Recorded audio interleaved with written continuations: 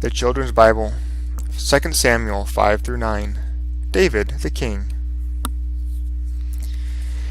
And it came to pass that, after the death of Abner and Ishbosheth, all the tribes of Israel came to David in Hebron and spoke, saying, Behold, we are your bone and your flesh. Also in times past, when Saul was king over us, you were our leader in Israel. And the Lord said to you, You shall feed my people Israel, and you shall be a captain over Israel. So King David made a league with them in Hebron before the Lord, and they anointed David king over Israel. David was 30 years old when he began to reign, and he reigned 40 years. In Hebron he reigned over Judah 7 years and 6 months, and in Jerusalem he reigned 33 years over all Israel and Judah.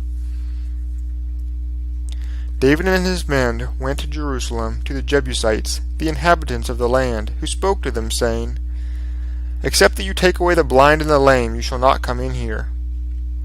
Nevertheless, David encircled and overtook the stronghold of Zion. He dwelt in the fort, and called it the City of David.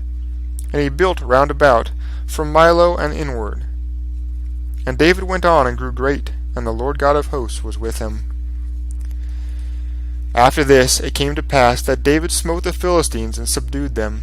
And he smote Moab, and the Moabites became David's servants, and brought gifts.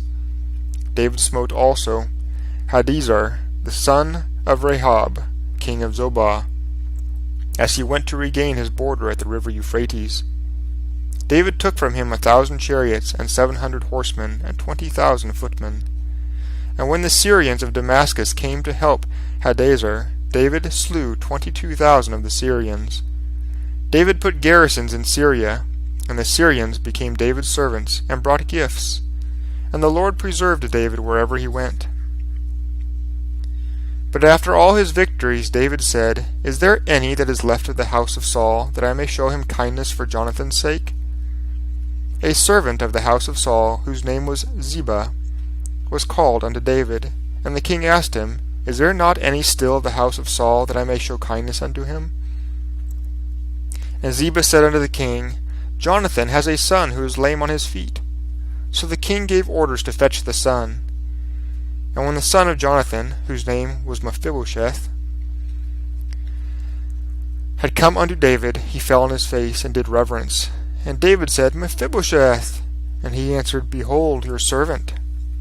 David said unto him, Fear not, for I will show you kindness for Jonathan your father's sake, and I will restore to you all the lands of Saul your grandfather, and you shall eat with me at my table continually.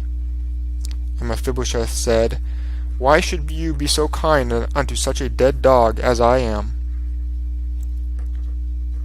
Then the king called to Ziba, and said unto him, I have given to your master's grandson all that belonged to Saul.